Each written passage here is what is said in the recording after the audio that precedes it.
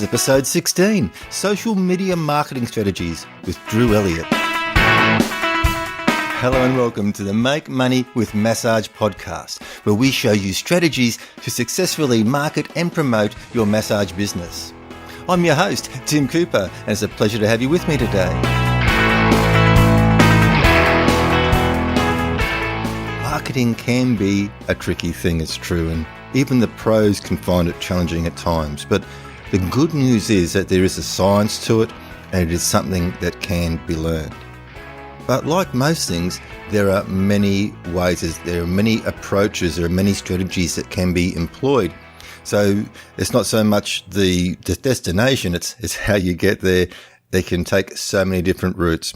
So today we're talking with Drew Elliott about various social media strategies that you can employ to expand your reach and increase referrals and ultimately build your business.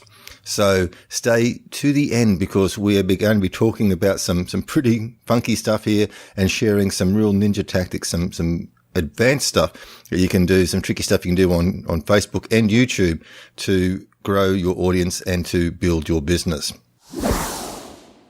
When it comes to building and growing your business, having the information just simply isn't enough. We know that. If it all came down to having information, we'd all have 6 and 7 figure businesses because all we'd have to do was just go and search on Google or YouTube, find the answer, and we would have everything we needed. But the truth of the matter is that's far from the case. And in fact, when we do our Google searches and search on YouTube, all we end up with is overwhelm. We end up with information overload. What we need is a structured approach, a tailored approach, some clarity. That's what we need. We need clarity. And that's what the Wellness Business Blueprint brings you.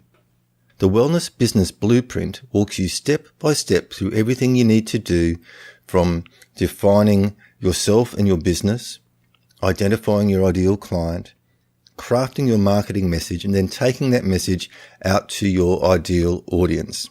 Not only does it show you how to find more clients, it shows you how to retain the clients, how to actually find the right clients in the first place and turn them into loyal, regular fans for your business who are happy to refer you to others, refer you to their friends, their families, and their work colleagues. So this just goes beyond techniques to find clients. This is finding clients, retaining clients, and getting referrals. So this is your business in a nutshell. Now, if this is something that interests you, pop across to wellnessbusinessblueprint.com. That's wellnessbusinessblueprint.com for more information. Now, if enrollments are closed when you pop over there, don't worry. Just put your name and email address in, and we will let you know when the program reopens for enrollment. Now, as always, we'd like to be answering your questions. So if you have any questions at all, if you want to know anything about how to grow your business, how to find clients, how to get referrals, how to retain clients, how to reactivate clients, if you've got any questions at all about how to build your business, how to make it strong, send me an email at tim@makemoneywithmassage.com.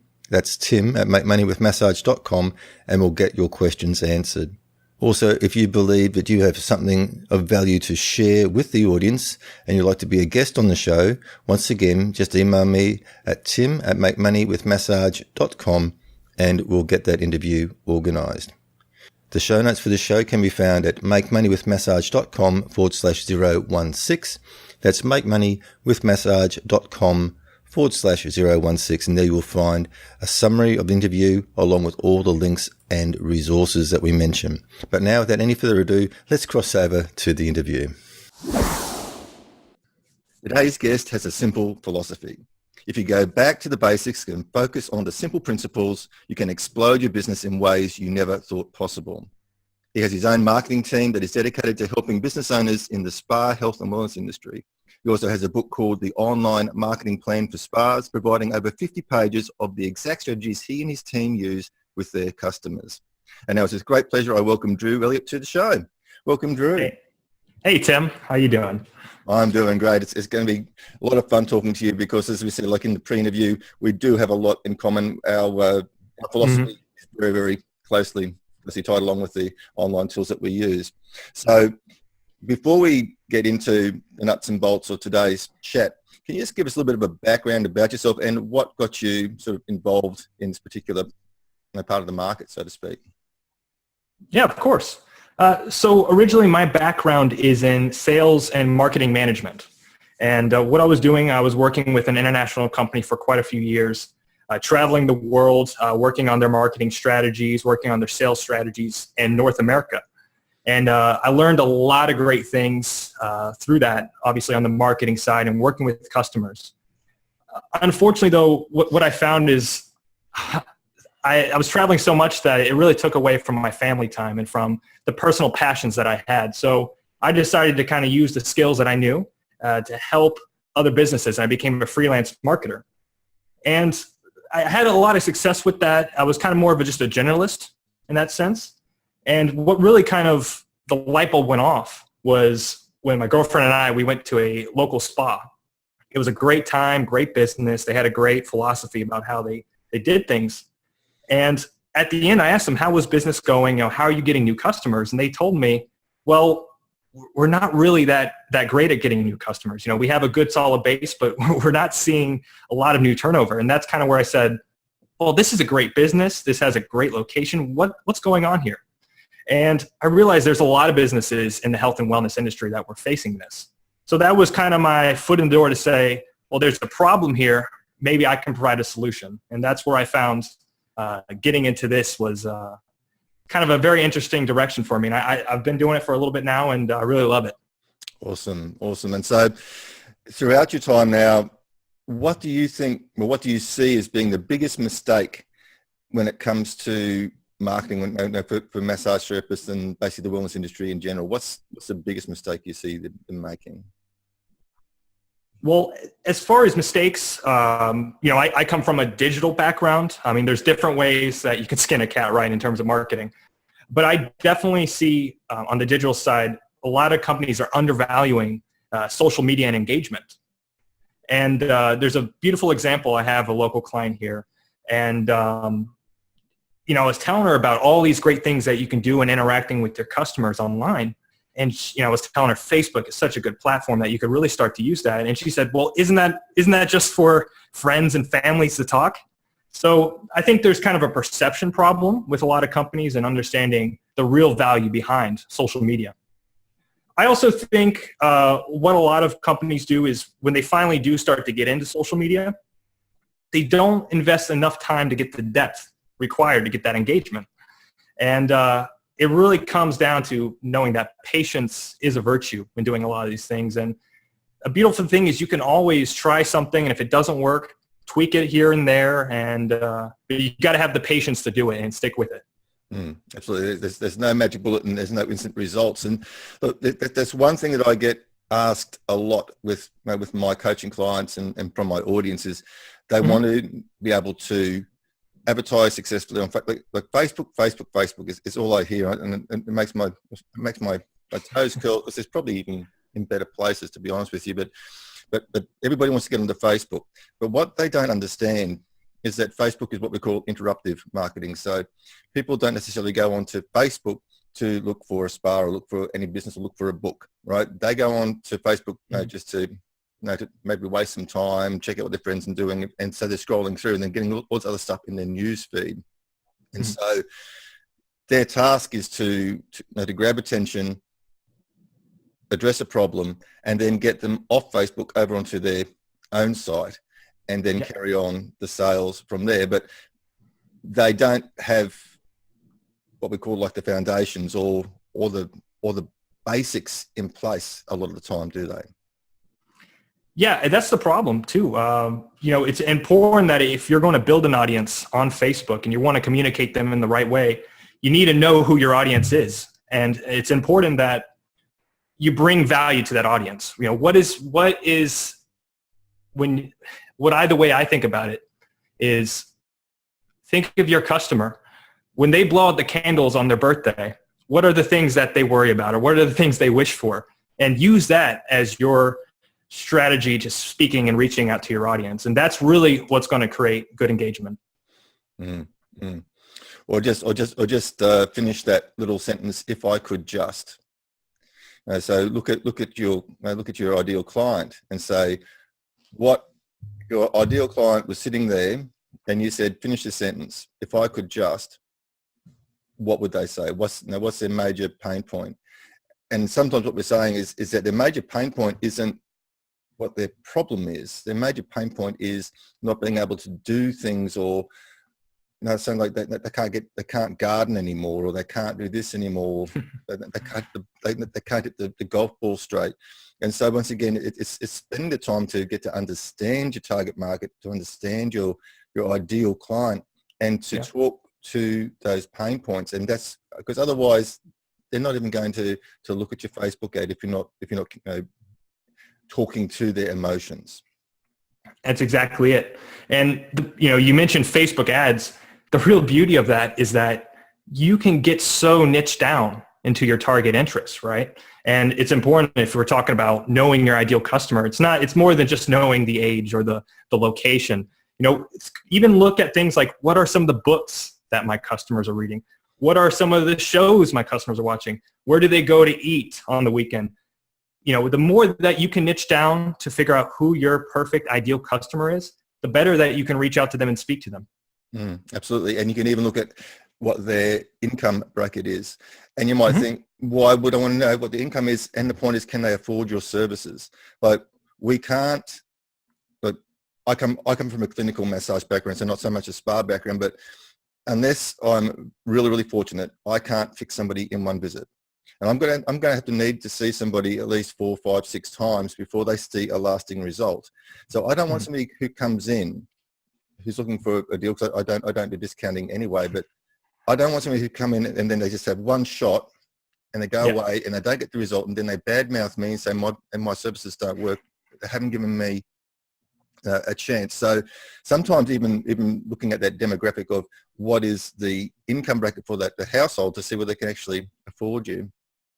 Exactly. Now, another thing a lot of people waste a lot of time with is branding, isn't it? Like, okay, I've got a logo. It's on my shirt here. Someone see the logo. Nice. But that's about as far as it goes. When it comes to my marketing, my logo very rarely appears. And a mutual friend of ours, Russell Brunson, said, I was just listening to something he was doing the other day. He said that logos on web pages do nothing for conversion.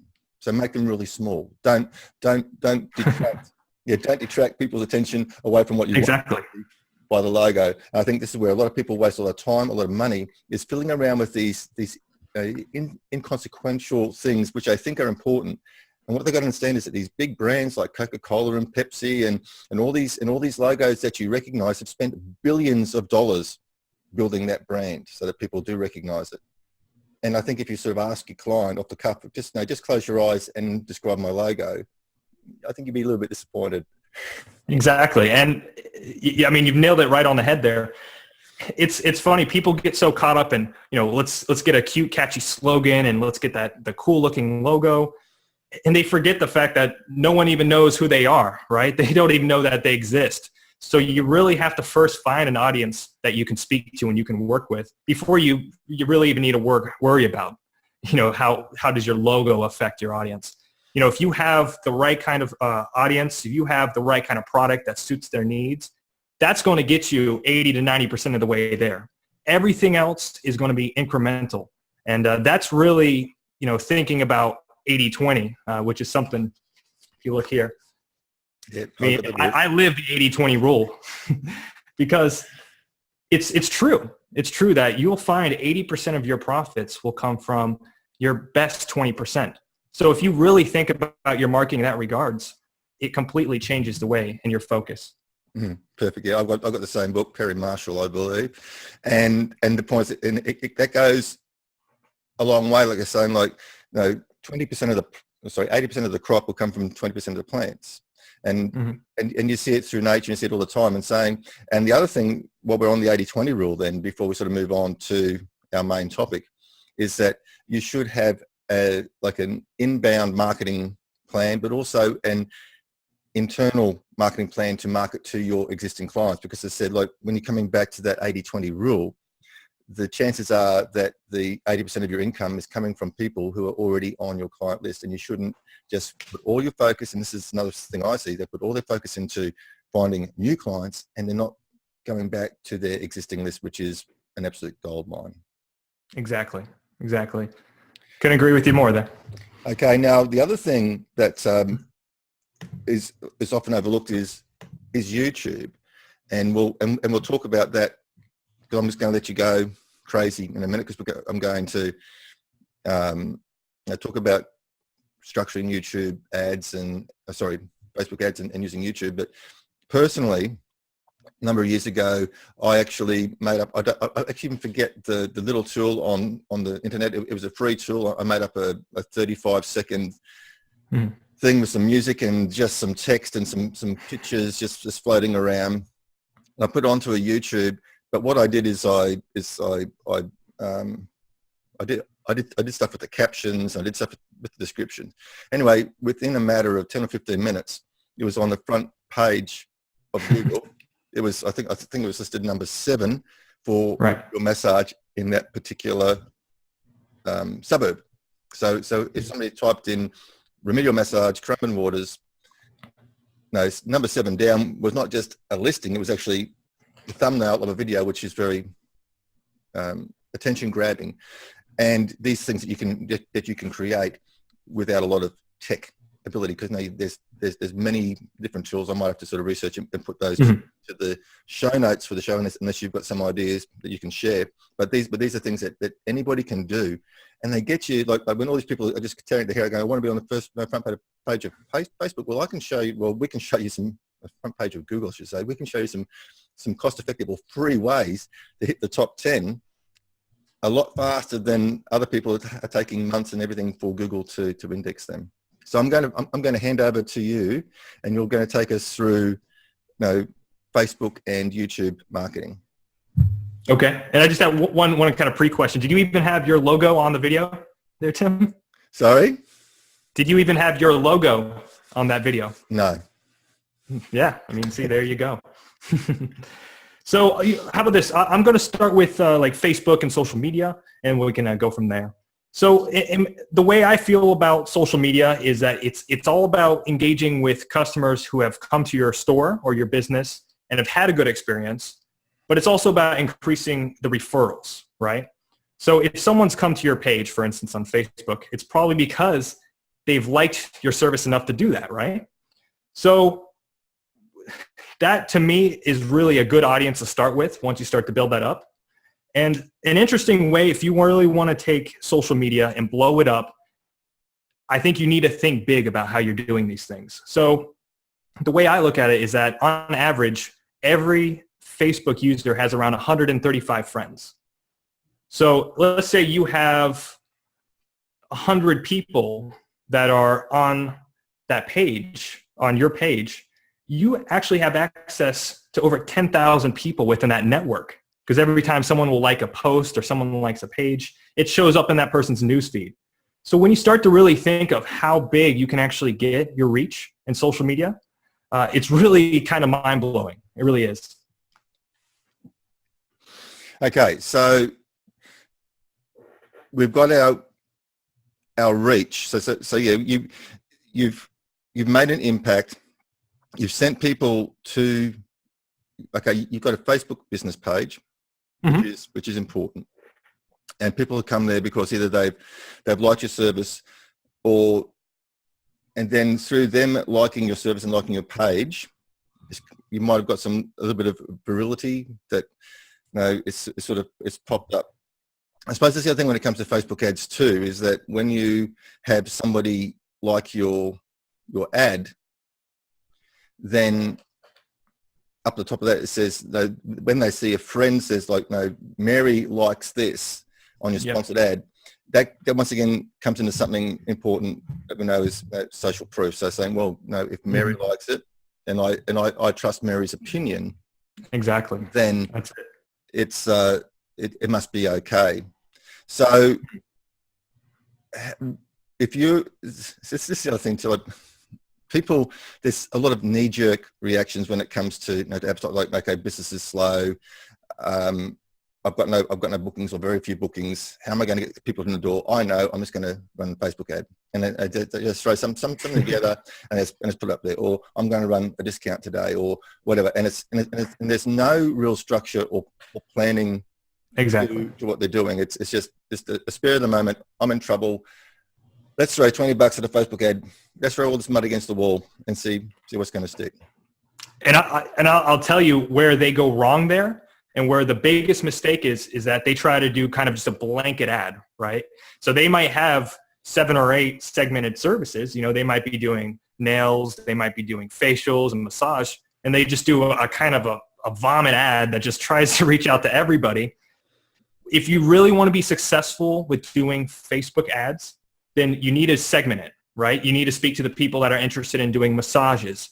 You need to speak to the people that are interested in coming in to get their nails done.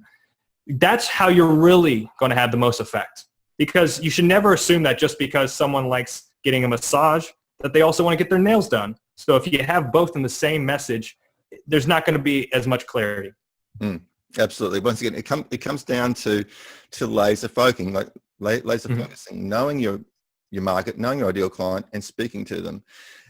For me, I don't do a lot of Facebook ads because, once again, I work in the clinical massage, so I work in pain management and injury management, and I've had 9 times out of 10, if I try to advertise with that on Facebook, they decline my ads because they don't like me using words like pain, because on Facebook it's this little wonderland that's all blinkered and it's this little universe where everything is happy and there's rose-colored glasses and picket fences. And I've actually come back and said, why can't I advertise my business? I said, well, no, we don't want you using the word pain because it makes people feel bad. Mm-hmm. And I even had one person say, because I had one Facebook ad saying don't live with pain, and they declined it because they said pain was an attribute. It was like saying don't live with being fat. And I said pain and being overweight, I took everything like pain affects everybody regardless of their size, their age, their gender, their race, their whatever. Of course. And I can assure you, if you offer to get rid of somebody's pain, they're not going to take offence at that. But so I don't get a lot of leverage from advertising. But what I do is I do seasonal. So I don't, and because most of my clients come from referral, either from professional like doctors, specialists, or other clients. So about 87%, close on 90% of my business comes from referral anyway. So most of the advertising I do is experiments for my students, right? but the one thing I do seasonal ads. Okay, so Father's Day coming up, and I said I've got a background in sport. I work with I work with 2 of the elite teams here in Australia. I work as a contracted therapist for the PGA Australian. So I've got a background in sport. So I did an ad campaign for Look After the Active Dad on Father's Day, right?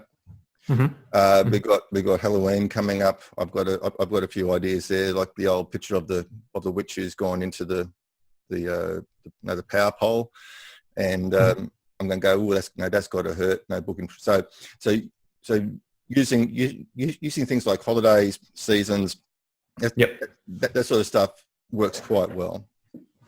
I agree. I mean, you should be using social media and advertising when you can, because if you're doing it right, it can be very profitable.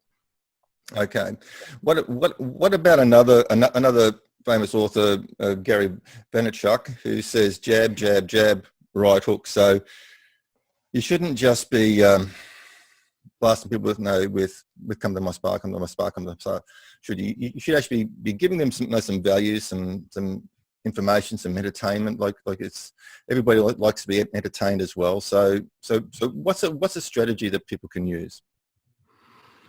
No, I absolutely agree. I mean, the way I look at that is, people are not looking to be sold when they're on Facebook, right? They're checking their status, they're speaking to friends.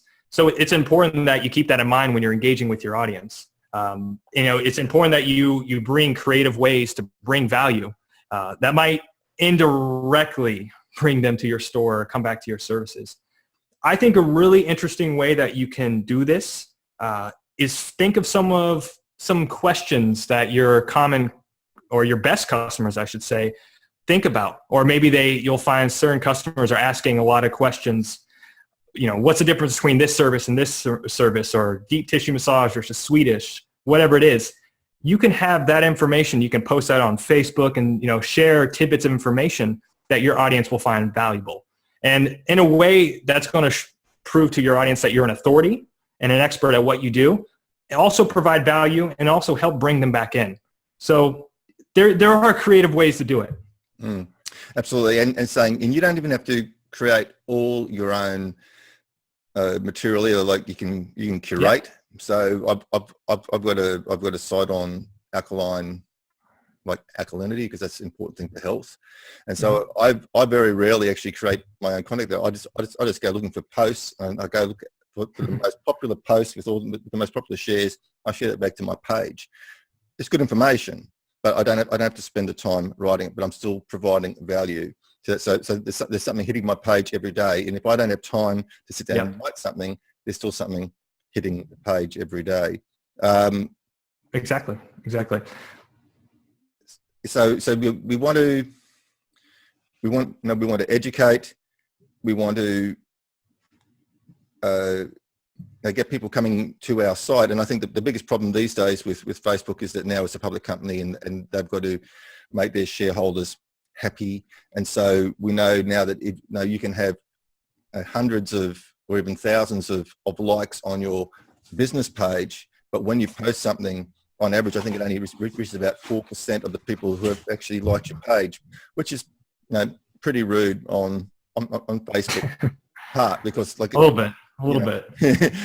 Like if somebody's liked you, they obviously want to hear from you. I suppose on the other side of the coin, you can sort of set to say that you actually want that person, like if that person posts something, you want that notification to appear first. And there are a couple of people like Russell Brunson that I've set up in my Facebook. So whenever he posts something, it's in my face, and I go check it out. So that's one way. But at some stage, you've got to invest in, if you want to reach a broader target, like if you want to reach everybody within 5 miles of your business, you've actually got to spend some money.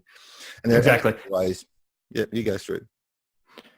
I was going to say, well, even a lot of companies, what they'll do is they'll post maybe articles or pictures. To me, and this might be an interesting segue, but really the value and the future of marketing is going in video. So if you can also find ways to provide video content that's compelling to your audience, that's the way people are consuming information, because it's quick, it's to the point. You can take it a lot more visually through all your senses actually. So maybe also look to invest in video, and you don't have to get the most complex cameras and equipment. You can even do this with a smartphone, something really simple. It's really powerful that you can show your customers that you're human, and I think we all can relate to that. So don't try to overcomplicate this. That's kind of my overarching message with marketing. Awesome. And there's a big buzz in the industry now, mainly through marketers, but it's going to get out there that Snapchat is the next big thing. And this is coming back to this video stuff, and it drives me crazy, like, because you only get 10-second segments, and you sort of paste all these 10-second segments together, but it's big, and it's like at one stage Snapchat was there for the teens and everything else, but now these multi-million-dollar business people are jumping on. And of course you've got things like Facebook Live. So instead of just sort of making a post like how your massage can help reduce stress in the upper shoulders and help take away headaches, why don't you just pick up the phone, look into it, smile, and actually hit broadcast and do a Facebook Live and actually tell people. And it's going to come across a lot better, a lot easier. And then if people actually, and Facebook are really, really pushing video at the moment too. So that's one way to actually get out and broadcast to the broader community, because Facebook want a big reach on that. People can actually come on live, ask, put questions in the comments, and interact with you the same way. The same as Periscope. Periscope, I don't know what's happening with I think Periscope is still a growing concern. So there's these avenues where you can actually interact as if you're in the room with a person, and it all comes down to people buy from those they like, know, and trust. And the best way to build trust and everything else is to let people, as Drew said, let people sort of see you as a person and not just a massage therapist or a nail technician or something like that. Yeah. And I just wanted to make a point there, Tim, that you mentioned, Snapchat being this, that's kind of what a lot of people are looking at. I would just say it really depends on where your audience is at, right? Not everybody's on Snapchat. I mean, there is a large portion, but like I said, it all comes back to knowing where your audience is at. And Facebook's a great place to start because, everyone has the Facebook, right? So at least you can start there. And I recommend, if you're new to social media, pick one, maybe two channels at most to start there, because what happens is a lot of companies, they'll get every channel and they'll start trying to push things here and there. They don't get the depth that's required to really engage the audience that's going to bring back them to their store. So again, keep it basic, keep it simple, and you'll find a lot of success with that. Awesome. And the other thing that you did touch on there is go where your audience is. And that's probably another reason why I don't spend a lot of time on Facebook, because I said I work in pain management. And most of my clients come through referral from a pain specialist. So my clients now have sort of shifted from being those young virile athletes to 60, 70, 80-year-old men and women who are in chronic pain. They don't spend time on Facebook. And so that's why, as you're saying, go where your clients are. My marketing is completely different because my marketing is going where they are, and it's not on social media. So be aware of your demographic, and there's a good way to test, because if you run some Facebook ads and everything else, or even if you look into I don't know whether you can just do it on your Facebook fan page, but I know on ads you can sort of look at your demographics and sort of see who the ad appeared to and who clicked through and who converted and that sort of stuff. So And I was going to say as well with that, the beautiful thing is you can split test that, right? So you can run an ad and you're going to get some feedback, right? Saying, oh, wow, this is really connecting with this audience. So next time you do it, you try it with that audience, maybe narrow it down, and you'll find, oh, wow, they're really connecting with this piece of it. And as you keep running it, as you keep experimenting, you're going to find the things that work best for you. But it takes patience, like I said earlier, and you just have to do it. That's it. You just have to make that leap and start to do it. I think the beauty with Facebook ads versus SEO on or PPC, pay-per-click ads on Google, is that it's very affordable. Like you can actually start with $2 a day and just put your toe in the water, see what works, and if $5 a day, and if something isn't converting, like if you know, and it's very, very easy to split test, as Drew says. They can put, I think, the picture, that picture is, the graphic, the creative that you use is probably the most important, because that's going to get their attention initially. That's going to stop them. Headline. Then they're going to read your headline, right? But that picture. So use 4 or 5 different graphics, and then But look, we can, like, Facebook advertising in itself is massive, because we could say only do one ad per map area, do one ad per interest, do one, so you can see what's work, and we can get quite involved there, and maybe somewhere down the track we will do something, but that's probably not the subject for a podcast, because that's getting really deep. But the point is that you split test. Don't just run one ad with one headline, one description, and one creative, one picture, because if that picture doesn't resonate, nothing is going to work. And then tweak it. Change different. Same picture, different headline. Same picture, different. And you can run that same ad 6 or 7 different ways. Now, and you can do it quite cheaply. But another way to do it, think things cheaply, is on YouTube. And I suppose you don't get this sort of, you can't drill down. What I found with YouTube ads is you just don't get the ability to sort of drill as as deep as you like, but you can do some pretty funky stuff. Like you can actually identify a video that's getting lots of traffic, and you can put your little video as an ad in front of that video.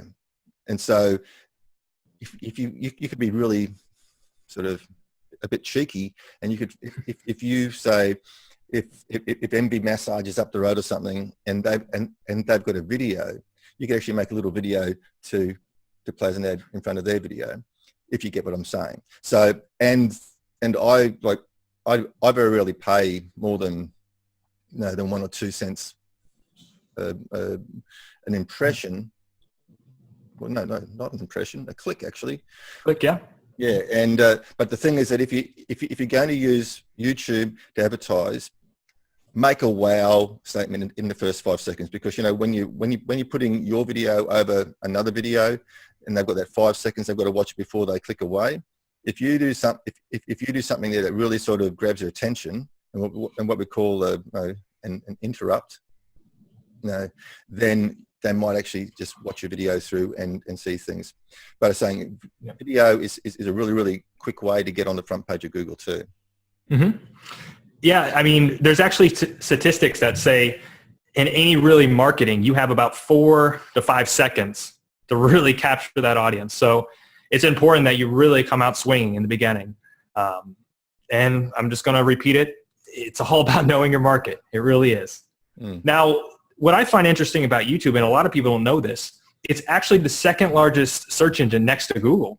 So if people aren't getting the results that they like from their Google searches, a lot of times they'll go to YouTube. And I do this all the time. I'm sure if you're ever looking for how-tos, or if you're interested in understanding a little bit more, then, I mean, for me, I use YouTube all the time for things like that. So you have a huge, huge potential.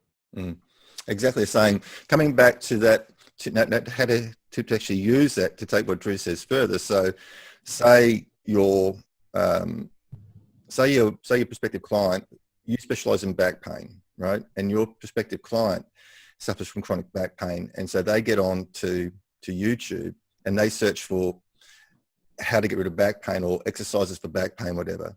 You find the video that's got the most views, everything else, and you create a little ad saying, and you could like your first interrupt would be, do you suffer from back pain? Bang, right?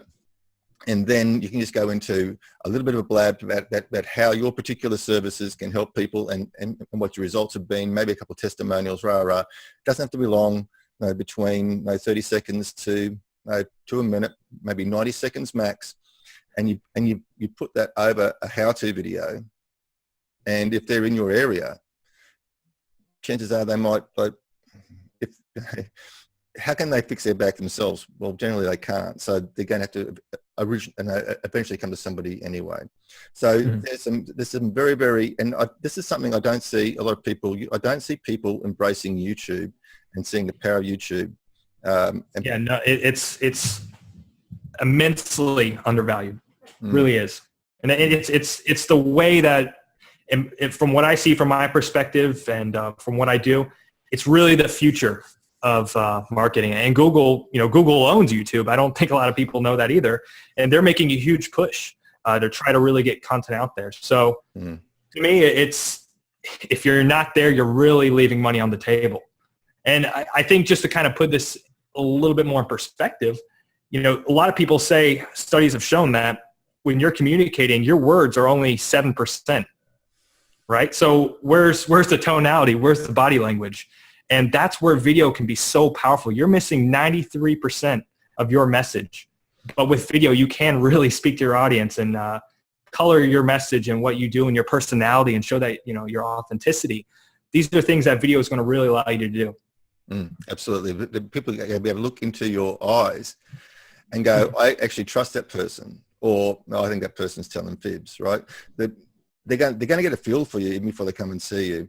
And that's a big thing. Okay, and I think the other thing that we've got to watch is that there's this big fight at the moment between Facebook and YouTube, and I think Facebook is actually winning the battle as far as views or something. I saw something phenomenal there.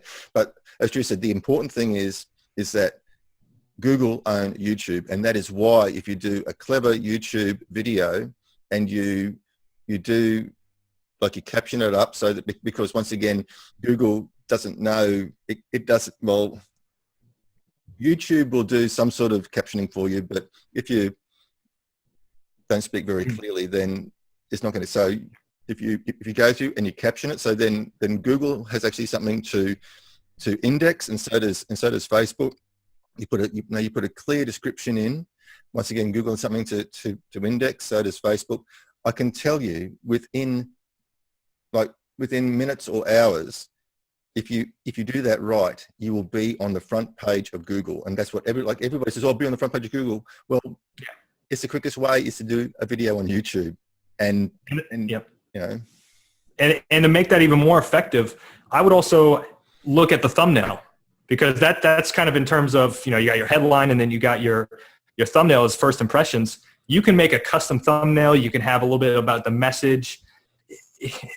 First impressions are key with marketing. So really take advantage of all the tools that Facebook and Google and YouTube have to offer. I think we live in a world where we are just bombarded with information and offers and everything else. And as Drew said earlier, you've only got a matter of seconds before people bounce out. So they'll bounce in, they'll look, they'll make a decision in a very, very short period of time whether this is for them or not. And if it is, they'll hang around. But if it's not, they'll bounce out. So you've got to be very clear, once again, in your graphic and in your message and everything else. And so this comes back to our pre-marketing message at the beginning of this interview. We said, you've got to do your research. You've got to know who your ideal client is. You've got to know who you're servicing and what keeps them up at night. What's their frustrations, and put your market out, put your message out there accordingly. Yep. And I just wanted to actually just make another point really quick with YouTube and, maybe some of the ninja strategies. But a beautiful thing about YouTube is that you can use that as content for your social media as well. And so if you can use that for your Facebook post to create engagement, you can use that on blog posts for your website. And Google actually loves that stuff. They love seeing you put fresh content on your website. And that's also going to help you rank up in Google searches. So there's a lot of, it's kind of, everything is kind of intertwined in its own way. So it's important that you realize that and utilize that power. I think, and I think I saw the coin is that a lot of the strategies we explained with today are free or no cost. So you don't have to have a huge marketing budget. Now, I spend less than $100 a month on all my on that style of marketing anyway, and I've got a number of different business interests. It's not all sort of massage marketing. So it can be if you do it very well and effectively, you can get it cheap or free. Mm-hmm. Is there anything else that we haven't touched on, that we haven't covered, that you'd like to just mention? I like I said, I like to really focus on keeping things simple. I mean, that's just the way I'm wired. And like I said, the thing I love about marketing is that if you keep it simple, you speak to the right people, you're going to have a lot of success. And I think what I've seen is a lot of companies, they'll see someone else doing all these complex things and trying to overcomplicate things. What they don't know is that other company's doing the same thing. They're following someone else, and everyone's following each other, not questioning, is this the right way? Is this the right direction? So keep things simple, be authentic to who you are. And that's really what's going to resonate the most.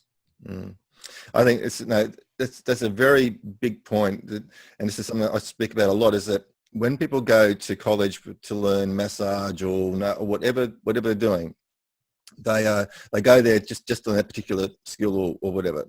They're not taught business management. They're not taught in any depth business management, and definitely not marketing.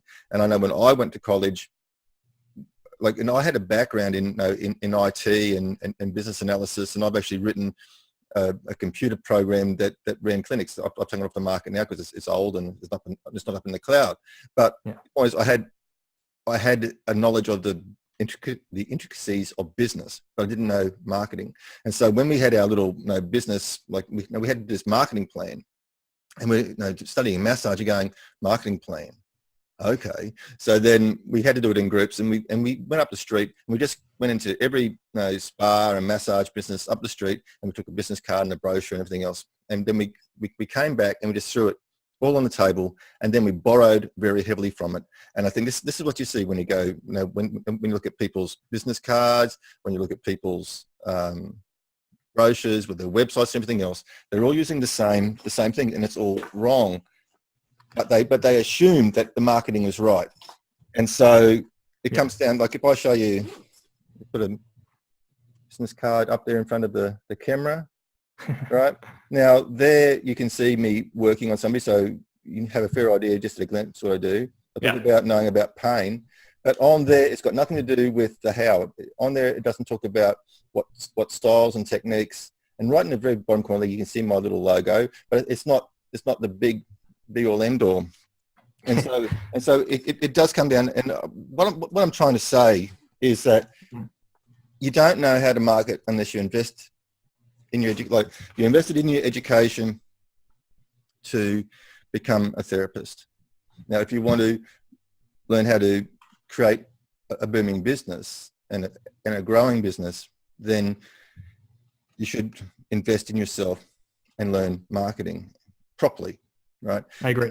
And the point is, like, I think a lot of people, when business isn't going well, instead of looking at the way they're marketing, they think, oh, well, if I introduce this new service or if I introduce this new product.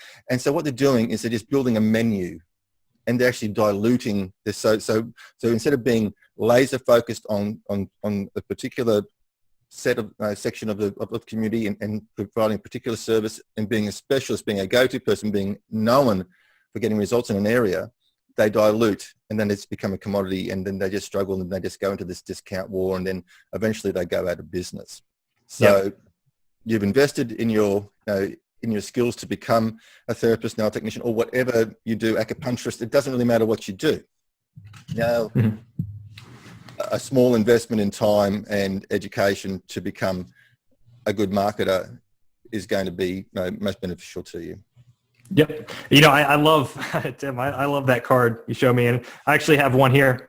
I do the exact same thing. For me, I keep it super simple. I have a headline that captures who my target audience is. My logo, it's one of the smaller things on here. Yep. And like I said, that, this works. This stuff works. Yep. I think you mentioned an interesting point. I think it's important that every business owner should be able to know what is your unique selling proposition.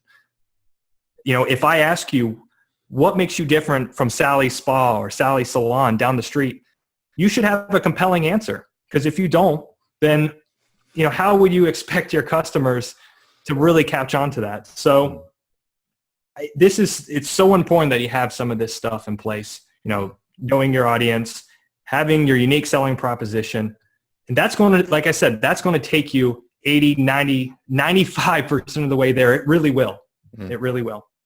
Listen, I walked past 3 A boards for opposition or competition therapists walking to my clinic. From where I park to where my clinic is, I walk past 3, and that's not counting the ones that are on the other side. So I work in a very densely populated stuff, but the thing is, my clinic is inside a medical center, and there's not too many therapists who work so closely with doctors. And so what I do is very unique. I charge more than people around me, but people know exactly why they should come and see me. So they've got the reason to come, and so that's a big thing. Otherwise, you're just a commodity. If you're just going to blend it, and if you're just going to market the same way as everybody else, offer the same services on the surface, if you're just offering the same services as everybody else, why should the client off the street who doesn't know you from Adam choose you over the place next door? So one thing you've got to do is the same.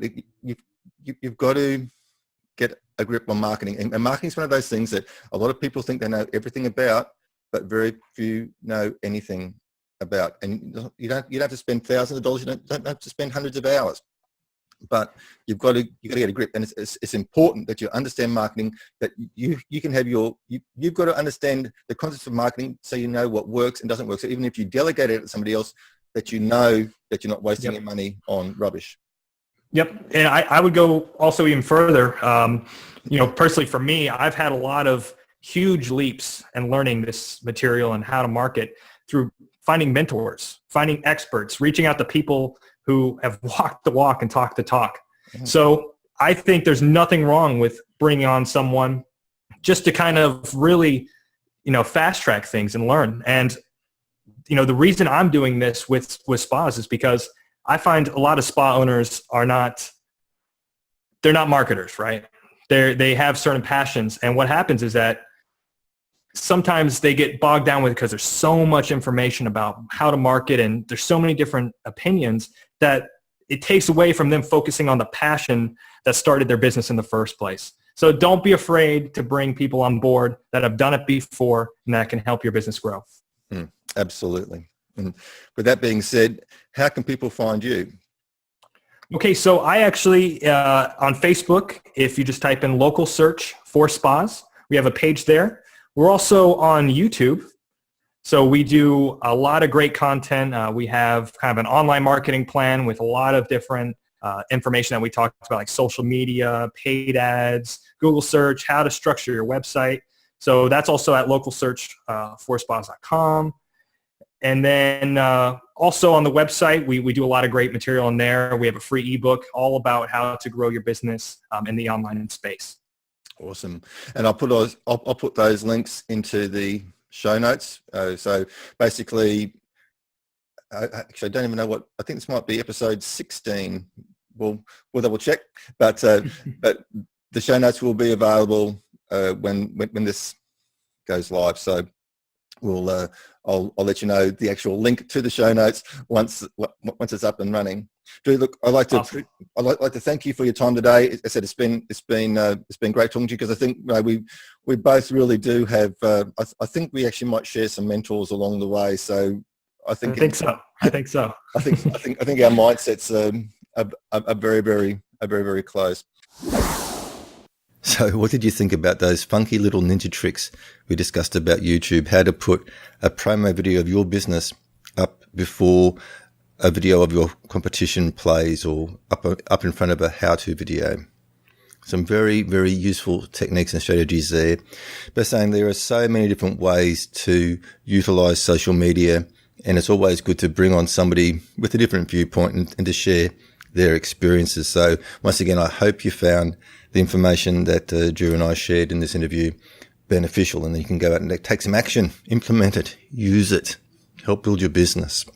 So just repeating also that the show notes for this show can be found at makemoneywithmassage.com/016. That's makemoneywithmassage.com/016. And there you will find the summary and also all the links and resources that we spoke about. Now, if you found this episode useful, or if you found this podcast useful, I'd really appreciate if you pop across to iTunes and leave us an honest rating and review, because your ratings and reviews help to rank the show, and the more people we can get the show in front of, the more people we can help. So that's a good thing. Now, if you leave me a 5-star review, please send me an email at tim@makemoneywithmassage.com, letting me know that you've left a review and what country you're from, and I'll give you a shout out on the show. And lastly, I'd like to thank you. I'd like to thank you for taking the time to listen to this episode. We live in a very busy world. I'm just saying, we can get bombarded with information. There's no shortage of information out there. The problem is there's too much information out there. So for you to take the time and choose this episode or this show to listen to, I really do appreciate that, and I appreciate you, and I appreciate your time. And I hope that you find information useful. I hope that you take action. I hope you use it to go on and build the business of your dreams. And until next time, take care.